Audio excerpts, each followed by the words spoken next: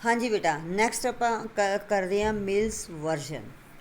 ਮਿਲ ਕੀ ਕਹਿੰਦਾ ਸੀ? ਮਿਲ ਰਾਜੇ ਇੱਕ ਇਹੋ ਜਿਹਾ ਪਰਸਨ ਸੀ ਜਿਹੜਾ ਕਿ ਸੋਚਦਾ ਸੀ ਕਿ ਜਿਹੜੀ ਏਸ਼ੀਅਨ ਸੁਸਾਇਟੀ ਹੈ, ਠੀਕ ਹੈ, ਏਸ਼ੀਆ ਦੇ ਜਿਹੜੇ ਲੋਕ ਹੈ ਉਹਨਾਂ ਦੇ ਵਿੱਚ ਅਤੇ ਯੂਰਪੀਅਨ ਲੋਕਾਂ ਦੇ ਵਿੱਚ ਬਹੁਤ ਵੱਡਾ ਫ਼ਰਕ ਹੈ। ਉਹ ਸਮਝਦਾ ਸੀ ਕਿ ਏਸ਼ੀਅਨ ਸੁਸਾਇਟੀ ਜਿਹੜੀ ਹੈ ਬਹੁਤ ਘਟੀਆ ਹੈ ਯੂਰਪੀਅਨ ਸੁਸਾਇਟੀ ਦੇ ਅਕੋਰਡਿੰਗਲੀ, ਠੀਕ ਹੈ। ਤਾਂ ਉਸ ਦਾ ਇਹ ਮੰਨਣਾ ਸੀ ਕਿ ਉਹ ਕਹਿੰਦਾ ਸੀ ਕਿ ਜਿਹੜੇ ਬ੍ਰਿਟਿਸ਼ ਦੇ ਆਉਣ ਤੋਂ ਪਹਿਲਾਂ ਇੰਡੀਆ ਦੇ ਵਿੱਚ ਹਿੰਦੂ ਮੁਸਲਿਮ ਡਿਸਪੋਰਟਸ ਕੌਣ ਹੁੰਦੇ ਆ? ਜ਼ਾਲਿਮ ਰਾਜੇ, ਠੀਕ ਹੈ। ਉਹਦਾ ਇਹ ਕਹਿਣਾ ਸੀ ਕਿ ਜਦੋਂ ਬ੍ਰਿਟਿਸ਼ ਇੱਥੇ ਆਏ ਸੀ ਤਾਂ ਉਹਨਾਂ ਤੋਂ ਪਹਿਲਾਂ ਇੱਥੇ ਜ਼ਾਲਿਮ ਲੋਕਾਂ ਦਾ ਰਾਜ ਸੀ। ਹਿੰਦੂ ਮੁਸਲਿਮ ਜਿਹੜੇ ਆ ਜ਼ਾਲਿਮ ਤਾਨਾਸ਼ਾਹ ਲੋਕ ਇੰਡੀਆ ਨੂੰ ਰੂਲ ਕਰ ਰਹੇ ਸੀ, ਠੀਕ ਹੈ। ਅੱਗੇ ਉਹ ਕਹਿੰਦਾ religious intolerance, caste taboos and superstitious practices dominated social life. ਤਾਂ ਉਸਦਾ ਕਹਿਣਾ ਹੈ ਕਿ ਜਿਹੜੀ ਲੋਕਾਂ ਦੀ ਸਮਾਜਿਕ ਜਿਹੜੀ ਸੋਸ਼ਲ ਲਾਈਫ ਜਿਹੜੀ ਹੈ ਤਾਂ ਉਸ ਦੇ ਉੱਪਰ ਕੀ ਸੀਗਾ, ਲੋਕ ਵਹਿਮਾਂ ਭਰਮਾਂ ਦੇ ਵਿੱਚ ਫਸੇ ਹੋਏ ਸੀ। ਰਿਲੀਜੀਅਸ ਇੰਟੋਲਰੈਂਸ ਸੀ ਕਿ ਦੂਸਰੇ ਧਰਮਾਂ ਨੂੰ ਲੋਕ ਜਿਹੜੇ ਆ ਐਕਸੈਪਟ ਨਹੀਂ ਸੀ ਕਰਦੇ, ਹਰ ਕੋਈ ਆਪਣੇ ਧਰਮ ਦਾ ਬੋਲਬਾਲਾ ਚਾਹੁੰਦਾ ਸੀ। ਕਾਸਟ ਸਿਸਟਮ ਬਹੁਤ ਜ਼ਿਆਦਾ ਲੋਕਾਂ ਦੇ ਵਿੱਚ ਮਤਲਬ ਵਧਿਆ ਹੋਇਆ ਸੀ, ਠੀਕ ਹੈ। ਤਾਂ ਇਸ ਤਰ੍ਹਾਂ ਦੀ ਜਿਹੜੀ ਸੁਸਾਇਟੀ ਹੈ ਉਹ ਬਣੀ ਹੋਈ ਸੀ। ਮਿਲ ਸੋਚਦਾ ਸੀ ਕਿ ਬ੍ਰਿਟਿਸ਼ ਰੂਲ ਜਿਹੜਾ ਹੈਗਾ ਉਹ ਇੰਡੀਆ ਨੂੰ ਅੱਛੀ ਤਰ੍ਹਾਂ ਸਿਵਲਾਈਜ਼ ਕਰ ਸਕਦਾ ਹੈ। He thought it necessary to introduce European manners, arts, institutions and laws in India। ਉਸਦਾ ਸੋਚਣਾ ਇਹ ਸੀ, ਉਸਦਾ ਮੰਨਣਾ ਇਹ ਸੀ ਕਿ ਇੰਡੀਆ ਦੇ ਵਿੱਚ ਯੂਰਪੀਅਨ ਜਿਹੜਾ ਸਿਸਟਮ ਹੈ ਉਹੀ ਚਲਾਇਆ ਜਾਣਾ ਚਾਹੀਦਾ। ਉੱਦਾਂ ਦੀਆਂ ਇੰਸਟੀਟਿਊਸ਼ਨਸ, ਉੱਦਾਂ ਦੇ ਲਾਜ਼ ਵਗੈਰਾ, ਕਾਨੂੰਨ, ਮੈਨਰ, ਸਾਰਾ ਕੁਝ ਲੋਕਾਂ ਨੂੰ ਯੂਰਪੀਅਨ ਸਿਖਾਇਆ ਜਾਣਾ ਚਾਹੀਦਾ, ਠੀਕ ਹੈ। ਅਸਲ ਦੇ ਵਿੱਚ ਉਹ ਕੀ ਚਾਹੁੰਦਾ ਸੀ ਕਿ ਇੰਡੀਆ ਦੇ ਉੱਪਰ ਬ੍ਰਿਟਿਸ਼ ਲੋਕਾਂ ਦਾ ਅਧਿਕਾਰ ਹੋਣਾ ਚਾਹੀਦਾ, ਠੀਕ ਹੈ, ਤਾਂ ਕਿ ਉਹ ਲੋਕਾਂ ਨੂੰ ਅੱਛੀ ਜ਼ਿੰਦਗੀ, ਹੈਪੀਨੈਸ ਵਾਲੀ ਜ਼ਿੰਦਗੀ, ਠੀਕ ਹੈ, ਅੱਛੀ ਐਨਲਾਈਟਮੈਂਟ ਵਾਲੀ ਜ਼ਿੰਦਗੀ ਦੇ ਸਕਣ। This idea of history British rule represented all the forces of progress and civilization. ਉਹ ਕਹਿੰਦਾ ਸੀ ਕਿ ਹਿਸਟਰੀ ਜਿਹੜਾ ਆਈਡੀਆ ਤਾਂ ਇਸ ਬ੍ਰਿਟਿਸ਼ ਦੇ ਆਉਣ ਨਾਲ ਹੀ ਬ੍ਰਿਟਿਸ਼ ਲੋਕ ਹੀ ਜਿਹੜੇ ਹੈਗੇ ਆ ਉਹ ਇੰਡੀਆ ਦੇ ਲੋਕਾਂ ਨੂੰ ਅੱਛੀ ਪ੍ਰੋਗਰੈਸ ਦੇ ਸਕਦੇ ਆ, ਉਹਨਾਂ ਨੂੰ ਸਿਵਲਾਈਜ਼ਡ ਕਰ ਸਕਦੇ ਆ, ਸੱਭਿਅਕ ਬਣਾ ਸਕਦੇ ਆ। ਉਹ ਇਹਨਾਂ ਨੂੰ ਬਿਲਕੁਲ ਘਟੀਆ ਸਮਝਦਾ ਸੀ, ਅਸੱਭਿਅਕ ਲੋਕ ਸਮਝਦਾ ਸੀ, ਅਨਪੜ੍ਹ, ਗਵਾਰ, ਕੁਛ ਵੀ ਕਹਿ ਲਓ, ਠੀਕ ਹੈ। ਤਾਂ ਇਸ ਤਰ੍ਹਾਂ ਉਹ ਚਾਹੁੰਦਾ ਸੀ ਕਿ ਜਿਹੜਾ ਇੰਡੀਆ ਹੈ ਉਹ ਬ੍ਰਿਟਿਸ਼ ਦੇ ਹੱਥਾਂ ਵਿੱਚ ਜਾਣਾ ਚਾਹੀਦਾ। ਉਸ ਦਾ ਇਹ ਮੰਨਣਾ ਸੀ ਕਿ ਬ੍ਰਿਟਿਸ਼ ਦੇ ਆਉਣ ਤੋਂ ਪਹਿਲਾਂ ਜਿਹੜਾ ਮਤਲਬ ਇੱਥੇ ਲੋਕਾਂ ਦਾ ਜਿਹੜਾ ਰਹਿਣ ਸਹਿਣ ਆ ਉਹ ਡਾਰਕਨੈਸ ਦੇ, ਹਨੇਰੇ ਦੇ ਵਿੱਚ ਸੀ, ਠੀਕ ਹੈ। ਅਨਦਰ ਪੀਰੀਓਡਾਈਜੇਸ਼ਨ, ਇੱਕ ਹੋਰ ਪੀਰੀਓਡਾਈਜੇਸ਼ਨ ਹੈ ਰਾਜੇ। ਹਿਸਟਰੀ ਨੂੰ ਅਸੀਂ ਹੋਰ ਕਿਸ ਤਰ੍ਹਾਂ ਡਿਵਾਈਡ ਕੀਤਾ ਹੋਇਆ, ਇਹ ਲੋਕਾਂ ਨੇ ਜਿਹੜਾ ਮਿਲ ਦੇ ਨਾਲ ਸਾਨੂੰ ਪਤਾ ਕਿ ਅਸੀਂ ਸਹਿਮਤ ਹੋ ਨਹੀਂ ਸਕਦੇ। ਜਦੋਂ ਕਿ ਸਾਡਾ ਇੰਡੀਆ ਜਿਹੜਾ ਹੈਗਾ ਪਹਿਲਾਂ ਹੀ ਬਹੁਤ ਸਿਵਲਾਈਜ਼ ਸੀ। ਤੁਸੀਂ ਸੁਣਿਆ ਹੋਵੇਗਾ ਇੰਡਸ ਵੈਲੀ ਸਿਵਲਾਈਜੇਸ਼ਨ ਦਾ ਨਾਮ, ਬਹੁਤ ਹੀ ਜ਼ਿਆਦਾ ਜਿਹੜੀ ਮਤਲਬ ਡਿਵੈਲਪਡ ਸਿਵਲਾਈਜੇਸ਼ਨ ਸੀ। ਉਦੋਂ ਤਾਂ ਇੰਡੀਆ ਦੇ ਵਿੱਚ ਬ੍ਰਿਟਿਸ਼ ਨਹੀਂ ਸੀ ਨਾ, ਫਿਰ ਵੀ ਇੰਨੀ ਜ਼ਿਆਦਾ ਡਿਵੈਲਪਮੈਂਟ ਇੱਥੇ ਸੀ। ਇਸ ਕਰਕੇ ਅਸੀਂ ਇਸ ਤਰ੍ਹਾਂ ਦੀਆਂ ਗੱਲਾਂ ਨੂੰ ਨਹੀਂ ਮੰਨ ਸਕਦੇ। ਤਾਂ ਅੱਗੇ ਜਿਹੜੀ ਹਿਸਟਰੀ ਹੈ ਉਸ ਨੂੰ ਅਸੀਂ 3 ਪੀਰੀਅਡ ਦੇ ਵਿੱਚ ਡਿਵਾਈਡ ਕੀਤਾ ਹੋਇਆ ਹੈ। ਇਹ ਕਿਹੜੇ ਨੇ? Ancient India, medieval India and modern history, ਠੀਕ ਹੈ।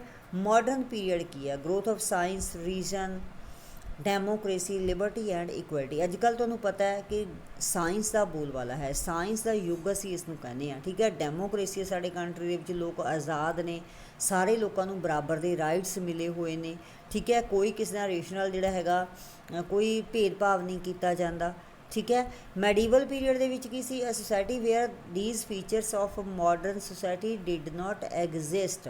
ਅਸੀਂ ਕਿਵੇਂ ਇਹਨਾਂ ਨੂੰ ਡਿਫਰੈਂਟ ਕਰਦੇ ਹਾਂ?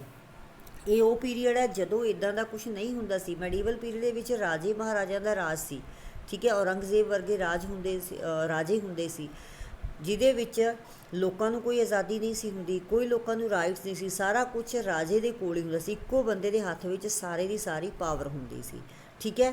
ਤਾਂ ਇਸ ਕਰਕੇ 2 ਪੀਰੀਅਡ ਅਲੱਗ-ਅਲੱਗ ਹੋ ਗਏ। ਕਿੰਨੀ ਵੱਡੀ ਚੇਂਜ ਹੈ ਇਸ ਦੇ ਵਿੱਚ, ਠੀਕ ਹੈ। ਇਸ ਨੂੰ ਅਸੀਂ ਮੈਡੀਵਲ ਪੀਰੀਅਡ ਦਾ ਨਾਮ ਦਿੰਦੇ ਹਾਂ। ਕਲੋਨੀਅਲ ਪੀਰੀਅਡ, ਕਲੋਨੀਅਲ ਪੀਰੀਅਡ ਕਿਹੜਾ ਪੀਰੀਅਡ ਹੈ ਬੱਚੇ? ਬ੍ਰਿਟਿਸ਼ ਰੂਲ ਦਾ ਪੀਰੀਅਡ। ਕਲੋਨੀ ਦਾ ਮਤਲਬ ਹੈ ਬਸਤੀ। ਜਦੋਂ ਸਾਡਾ ਇੰਡੀਆ ਹੈਗਾ ਅੰਗਰੇਜ਼ਾਂ ਦੀ ਅੰਡਰ ਕੰਟਰੋਲ ਸੀ, ਉਹਨਾਂ ਲਈ ਇੱਕ ਬਸਤੀ ਬਣਿਆ ਹੋਇਆ ਸੀ, ਠੀਕ ਹੈ। ਉੱਥੇ ਲੋਕਾਂ ਨੂੰ ਕੋਈ ਇਕੁਐਲਿਟੀ ਨਹੀਂ ਸੀ, ਕੋਈ ਆਜ਼ਾਦੀ ਨਹੀਂ ਸੀ, ਕੋਈ ਲਿਬਰਟੀ ਨਹੀਂ ਸੀ, ਠੀਕ ਹੈ। ਕੋਈ ਵੀ ਸਾਡੀ ਜਿਹੜੀ ਇਕਨੋਮਿਕ ਗਰੋਥ ਨਹੀਂ ਹੋ ਰਹੀ ਸੀ। ਕਿਉਂਕਿ ਬ੍ਰਿਟਿਸ਼ ਲੋਕ ਜਿਹੜਾ ਕੁਝ ਅਸੀਂ ਗਰੋ ਕਰਦੇ ਸੀ ਉਹ ਅਸੀਂ ਖੇਤੀਬਾੜੀ ਵੀ ਆਪਦੇ ਹਿਸਾਬ ਨਾਲ ਨਹੀਂ ਕਰ ਸਕਦੇ ਸੀ। ਜੋ ਬ੍ਰਿਟਿਸ਼ ਲੋਕ ਚਾਹੁੰਦੇ ਸੀ ਉਹੀ ਸਾਨੂੰ ਬੀਜਣਾ ਪੈਂਦਾ ਸੀ। ਇੰਨੇ ਵੱਡੇ ਵੱਡੇ ਰੈਂਟ ਉਹ ਸਾਡੇ ਤੋਂ ਲੈਂਦੇ ਸੀ, ਠੀਕ ਹੈ। ਤਾਂ ਇਸ ਕਰਕੇ ਸਾਡੀ ਕੋਈ ਪ੍ਰੋਗਰੈਸ ਨਹੀਂ ਸੀ। ਇਸ ਕਰਕੇ ਇਸ ਪੀਰੀਅਡ ਨੂੰ ਕਲੋਨੀਅਲ ਪੀਰੀਅਡ ਦਾ ਨਾਮ ਦਿੱਤਾ ਗਿਆ। How did the British subjugate India, India ਨੂੰ ਉਹਨਾਂ ਨੇ ਕਿਵੇਂ ਸਬਜੂਗੇਟ ਕੀਤਾ, ਕਿਵੇਂ ਜਿੱਤ ਲਿਆ ਉਹਨਾਂ ਨੇ, ਠੀਕ ਹੈ। ਇਸ ਦੇ ਨਾਲ ਕੀ ਹੈ, ਅਲੱਗ-ਅਲੱਗ ਤਰੀਕੇ ਨਾਲ ਉਹਨਾਂ ਨੇ ਇੰਡੀਆ ਨੂੰ politically, economically, social, cultural changes ਕਰਕੇ ਕਲਚਰ ਨੂੰ ਹੀ ਚੇਂਜ ਕਰਤਾ, ਸਟੱਡੀ ਦਾ ਜਿਹੜਾ ਮੀਡੀਅਮ ਬਦਲ ਦਿੱਤਾ ਲੋਕਾਂ ਨੂੰ। ਬੇਸ਼ੱਕ ਉਹਨਾਂ ਨੇ ਸਕੂਲ ਖੋਲ੍ਹੇ, ਬਹੁਤ ਕੁਛ ਇੱਦਾਂ ਦੇ ਰਿਫੋਰਮਸ ਕੀਤੇ, ਲੇਕਿਨ ਉਹਨਾਂ ਨੇ ਉਹ ਰਿਫੋਰਮਸ ਕੀਤੇ ਜਿਹੜੇ ਕਿ ਉਹਨਾਂ ਨੂੰ ਖੁਦ ਨੂੰ ਚਾਹੀਦੇ ਸੀ।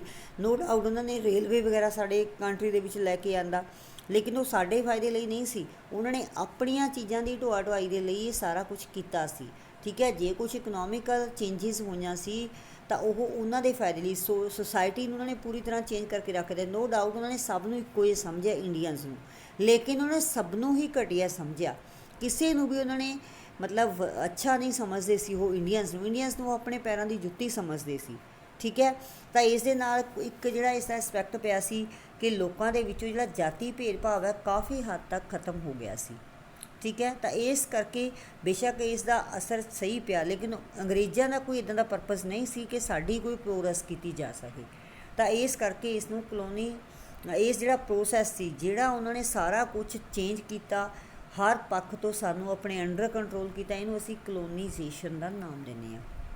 ਵਾਟ ਇਜ਼ ਕਲੋਨੀਅਲਾਈਜੇਸ਼ਨ, ਕੀ ਹੈ ਇਹ, ਕਿਸ ਤਰ੍ਹਾਂ ਉਹਨਾਂ ਨੇ ਕੀ ਸਾਨੂੰ ਕਿਸ ਪੁਆਇੰਟ ਆਫ ਵਿਊ ਤੋਂ ਸਾਨੂੰ ਆਪਣੇ ਅੰਡਰ ਕੰਟਰੋਲ ਕਰ ਲਿਆ ਸੀ। Conquering the country and establish their rule, ਪਹਿਲਾਂ ਉਹਨਾਂ ਨੇ ਸਾਰੇ ਕੰਟਰੀ ਦੇ ਉੱਪਰ ਆਪਣਾ ਰੂਲ ਚਲਾ ਦਿੱਤਾ, ਠੀਕ ਹੈ। ਲੋਕਲ ਰਾਜੇ ਮਹਾਰਾਜਿਆਂ ਨੂੰ ਜਿਹੜਾ ਆਪਣੇ ਮਤਲਬ ਵਸ ਵਿੱਚ ਕਰ ਲਿਆ, ਜਿੱਤ ਲਿਆ ਉਹਨਾਂ ਨੂੰ।